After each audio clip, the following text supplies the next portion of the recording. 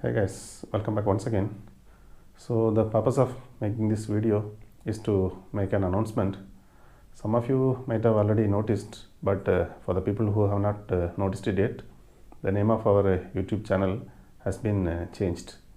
So it was Dashcam Dasher earlier, and now it has been changed to Ride with ZX10R. So I have been running this YouTube channel for quite some time, and I have been making videos regarding motorcycles and my ride on the motorcycles. So most of my rides are with my ZX10R, and the name of my channel is not matching with the theme of this YouTube channel.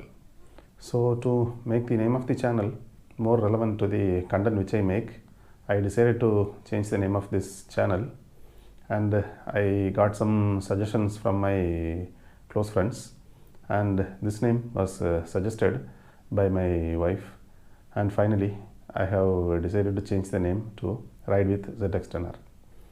So all of you people have been supporting me greatly so far, and I wish the support continues. So do not forget the name. It is Ride with ZX10R. Stay tuned, and thanks for watching. See you all once again in another video.